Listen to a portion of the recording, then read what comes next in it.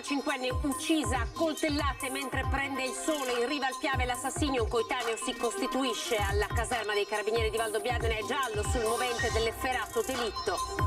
Nell'ultimo punto stampa quotidiano, il governatore Zaia lancia il piano tamponi per l'estate. Il Veneto non abbasserà la guardia sul Covid. E poi lettere a casa per gli over 60 non ancora vaccinati.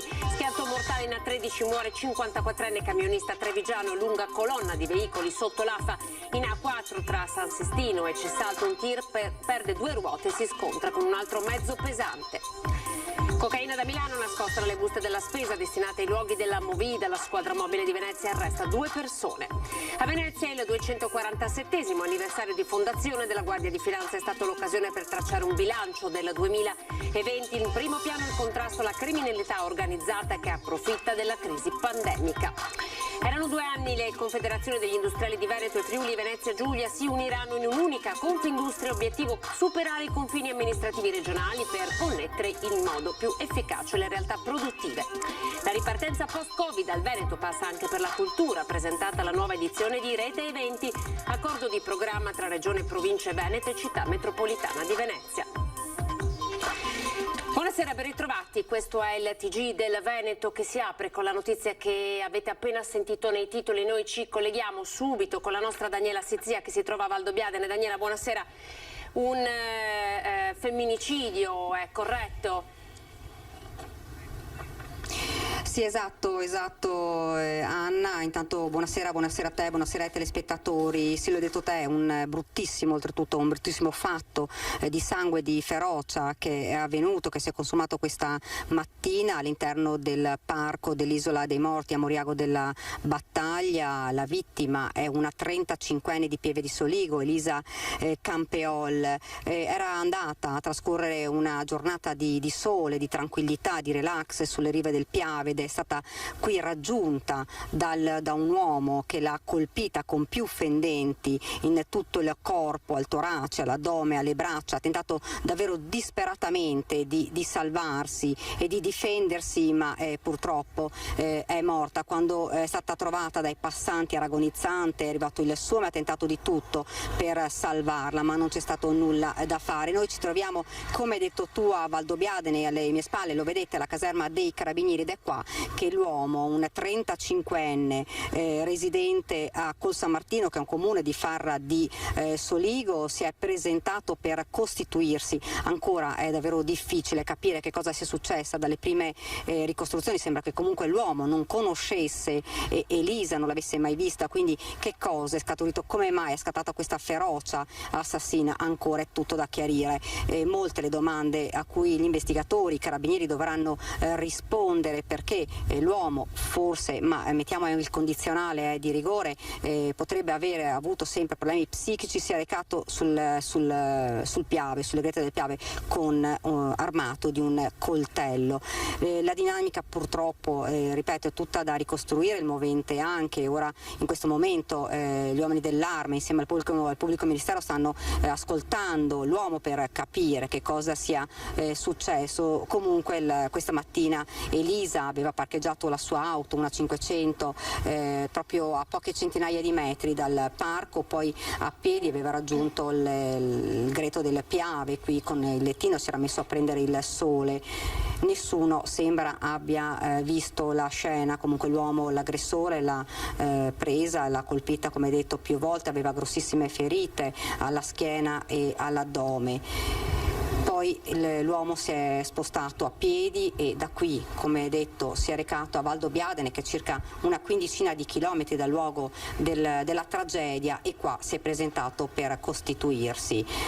La donna invece è rimasta purtroppo esamine là nel luogo, nel greto del Piave, dove aveva deciso di trascorrere davvero una giornata di relax e di tranquillità con il suo lettino. È stata trovata da alcuni passanti sconcertati. Fra l'altro questo è un parco molto molto conosciuto, dove tantissime persone vanno durante il weekend e meno gente ovviamente durante la settimana, perché le persone lavorano, quindi è una zona conosciuta. Ci dicono anche una zona molto tranquilla, ci dicono anche i residenti, non mai si sospettavano, avrebbero pensato ad una tragedia tanto grave.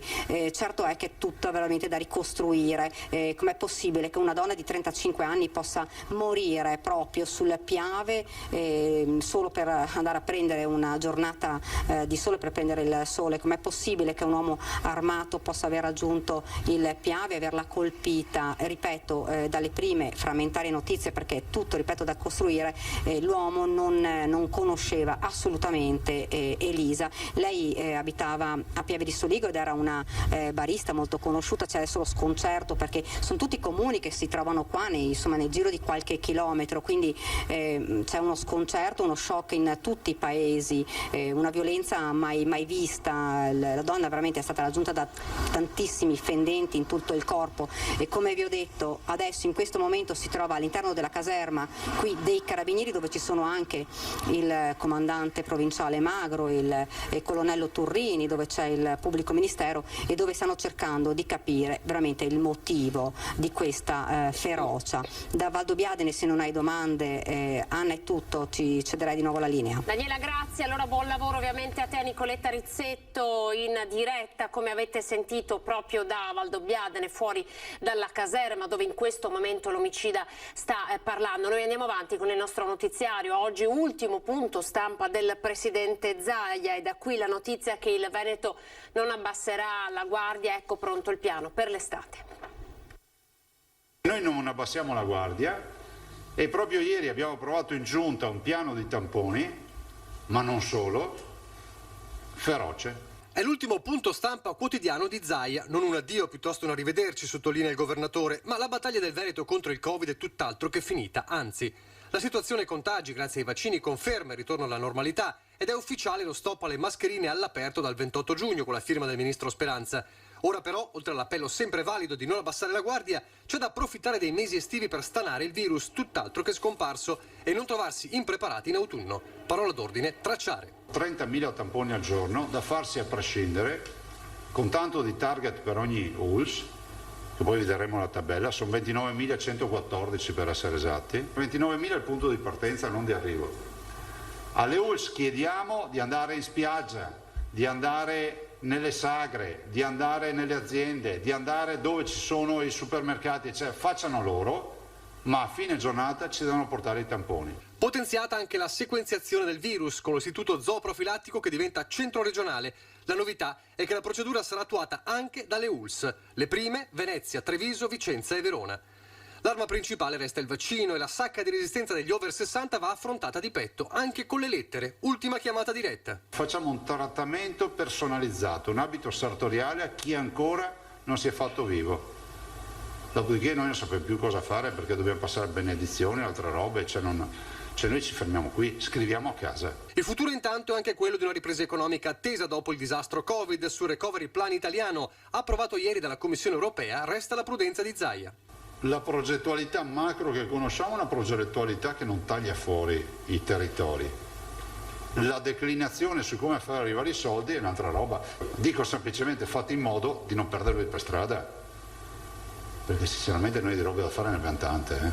Ma è tempo anche di ripensare a un anno e mezzo di guerra e il tempo dei grazie. Se non avessi avuto questa passione, questo amore per il Veneto, non avrei dedicato 300 giorni tutti i giorni a dire ai veneti tutte le novità del coronavirus. Se dovessero dare una laurea honoris causa a un popolo per il coronavirus, devono dare i veneti. E poi grazie alla sanità, all'informazione di TV locali e giornali, strumenti cruciali per la comunicazione dell'emergenza. E ancora i bimbi, per i quali il punto stampa era anche un momento di leggerezza con i disegni mandati a Marghera. Saluto e ringrazio tutti i bimbi che continuano a scrivere, li tranquillizzo sul fatto che abbiamo la mostra pronta da ottobre, abbiamo migliaia di disegni, faremo la mostra su tutti i capoluoghi di provincia, compreso Vo.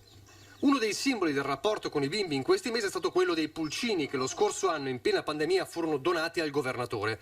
La promessa di allora è stata mantenuta. I pulcini sono diventati adulti e dall'Istituto Enologico di Conegliano sono arrivate le uova di quegli animali.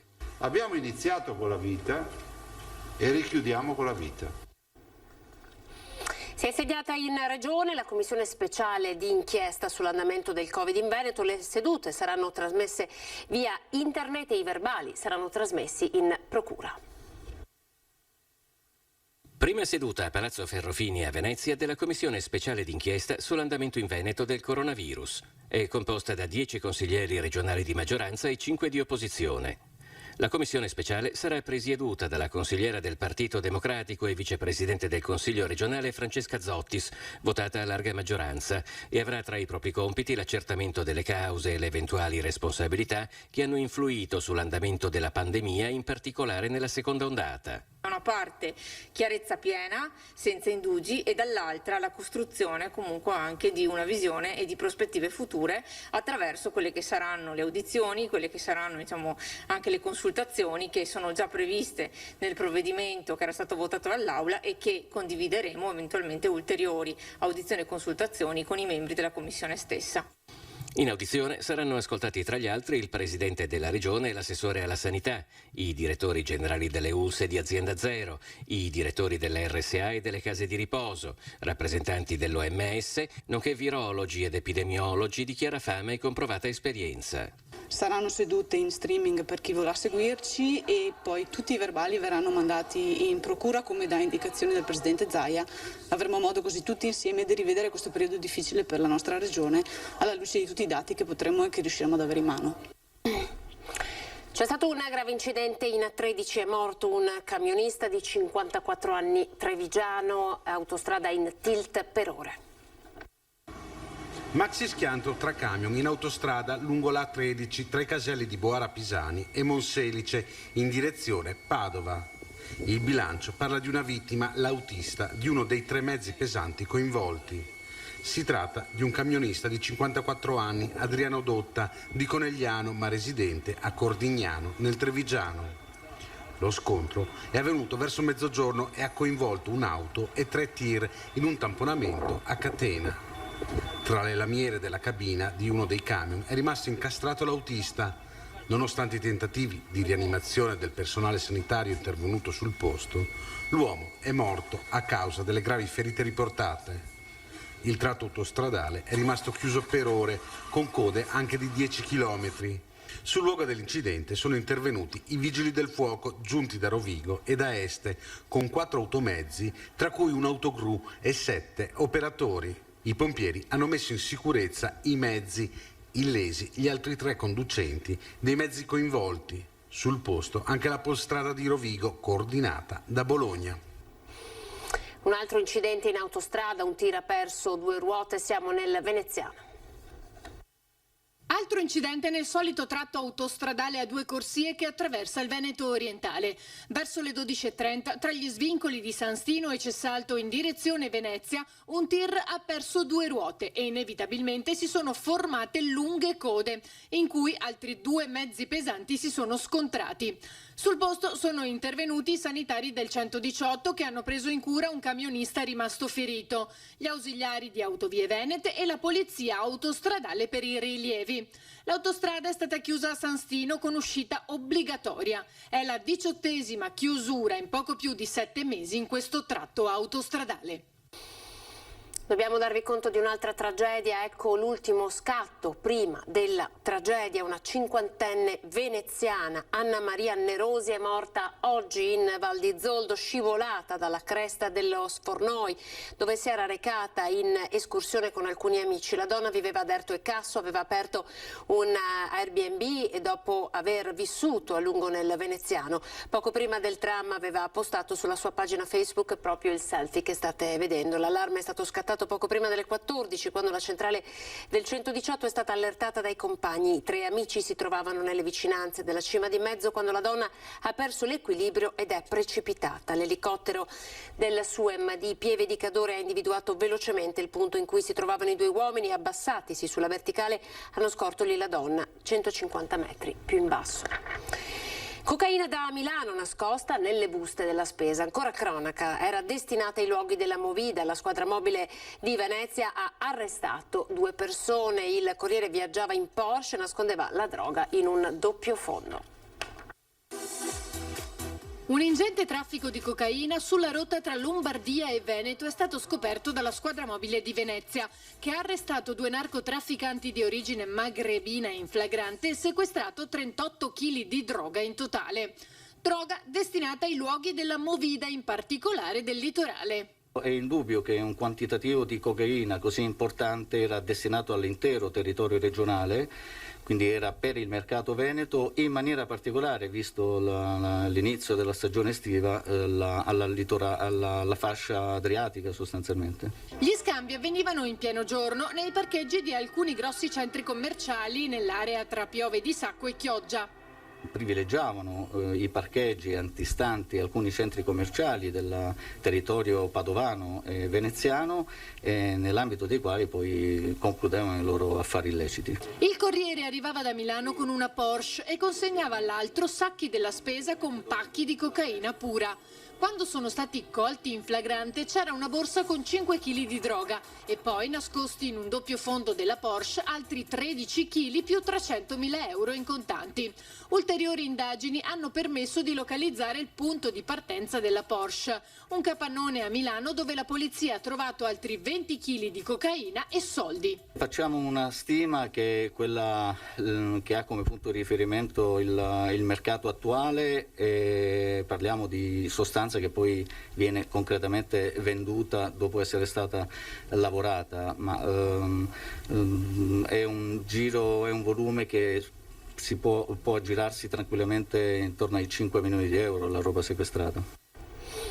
Bilancio della Guardia di Finanza a Venezia e in Veneto, i punti saldi, la lotta al riciclaggio e alle infiltrazioni della malavita organizzata.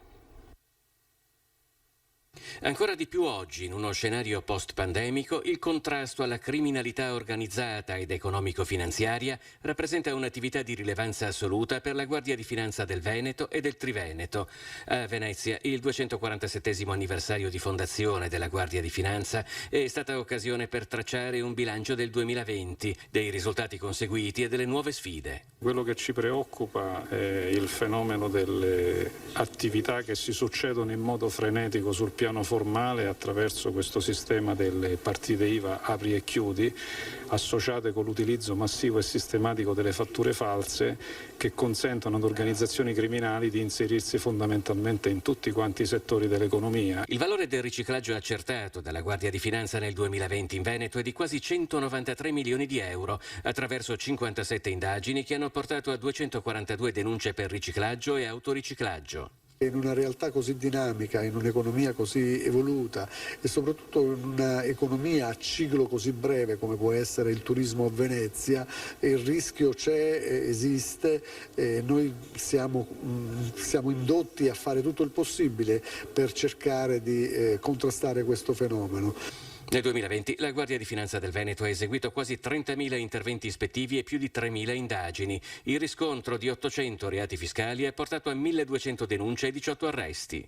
Il nord-est è la porta di accesso di importanti volumi di traffico commerciale e di affari con l'Est Europa e attraverso l'Est Europa anche con l'Oriente. Oltre ai confini geografici esistono però altri confini che vanno monitorati. Certe organizzazioni criminali di matrice straniera trasferiscono centinaia di milioni di euro al di fuori del nostro territorio senza far neppure transitare un centesimo di questi soldi attraverso le banche o meglio attraverso il sistema finanziario nazionale ed europeo. Andiamo in pubblicità tra poco.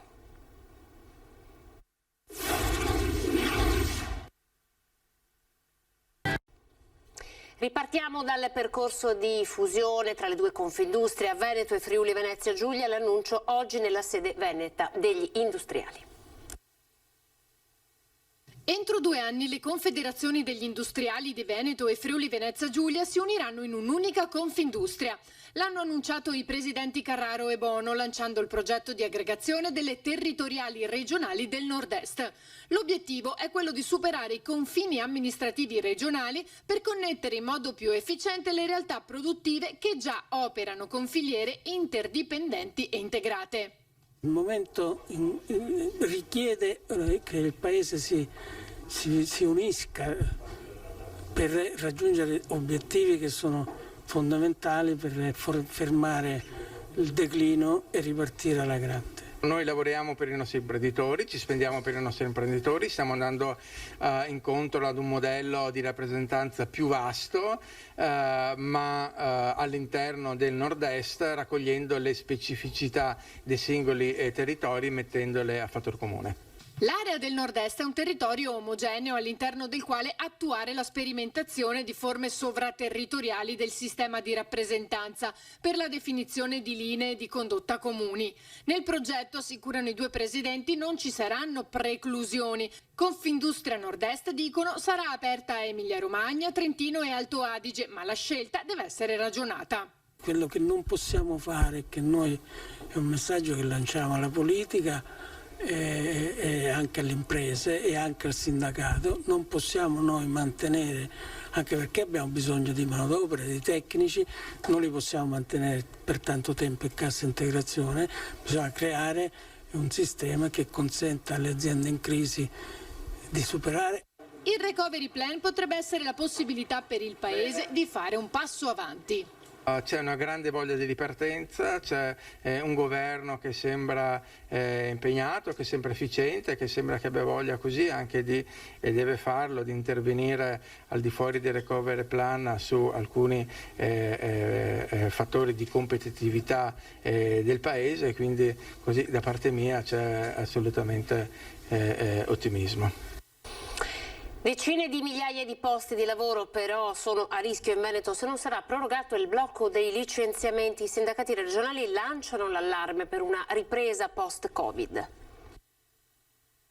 Lavoro e giustizia sociale sono le due parole d'ordine della ripartenza post-Covid per CGIL e CISL-UIL, che il 26 giugno scenderanno in piazza in una triplice manifestazione nazionale a Torino, Firenze e Bari. I sindacati sono mobilitati anche in Veneto. Da Mestre i segretari regionali mettono in guardia dai facili entusiasmi che possono generare i dati congiunturali della nostra economia. Ma attenzione a confondere un imbalzo con una prospettiva di ripresa e di crescita solida, strutturale e soprattutto di qualità. Questa non si annuncia, come abbiamo visto anche in queste ore, ma si costruisce coinvolgendo le parti sociali e soprattutto con un ruolo attivo che deve svolgere anche la politica a tutte le latitudini. Latitudini che portano al governo a Roma ma anche alla regione a Venezia, alla quale si chiede un tavolo sia sulle prospettive di ripresa che per il rafforzamento di tutela e sicurezza sul lavoro. Rischiamo di avere una parte dei lavoratori e delle lavoratrici che perdono il posto e che faranno fatica a rioccuparsi perché hanno competenze che il mercato non richiede più, e dall'altra parte avere posti di lavoro scoperti per cui non si trovano le competenze e le stesse imprese rischiano di andare in difficoltà perché non trovano le figure che cercano.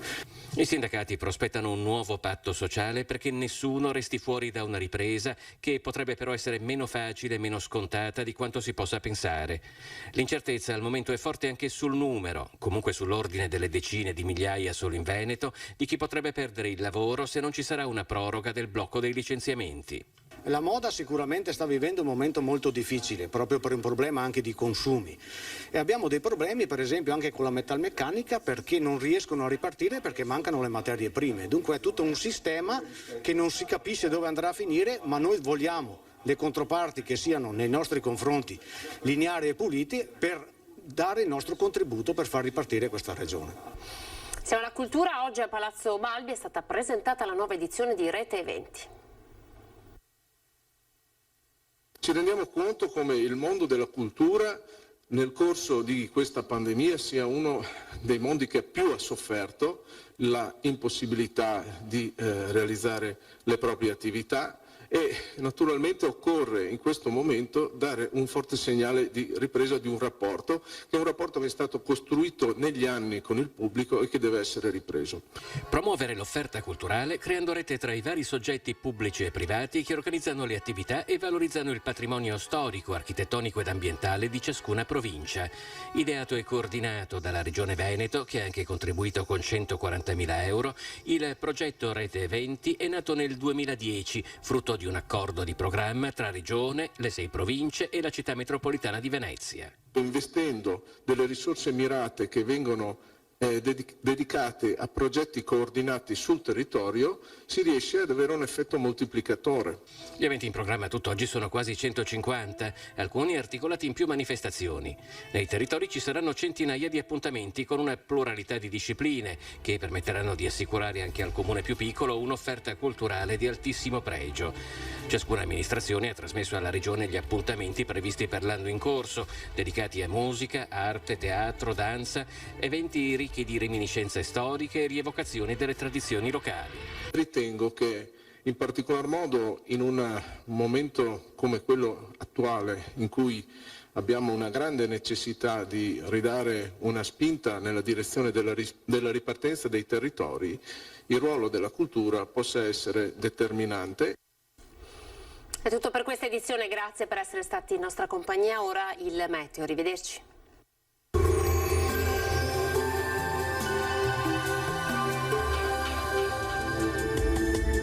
Bentrovati al meteo. Si mantiene stabile la pressione atmosferica, dunque ci attende un'altra giornata di fatto all'insegna del bel tempo e di un clima decisamente caldo. Vediamo insieme il dettaglio di giovedì 24 giugno. Sul Veneto sempre bel tempo soleggiato, il cielo infatti si presenterà sereno o al massimo con qualche velatura. Qualche addensamento ci sarà, ma insomma senza ulteriori conseguenze. Diamo ora uno sguardo alle temperature, le minime saranno comprese tra 16 e 21 gradi, massime comprese invece tra i 29 e i 36 gradi, dunque davvero bollenti. Ci spostiamo ora sul Friuli Venezia Giulia, anche qui tanto sole dappertutto, ma anche in questo caso qualche nuvoletta ci sarà, ma del tutto innocua. Temperature minime tra 18 e 21 gradi, massime sui 28-32 gradi. Infine diamo uno sguardo alla situazione del Trentino Alto Adige, anche qui ampio soleggiamento un po' per tutto l'arco della giornata e senza piogge degne di nota.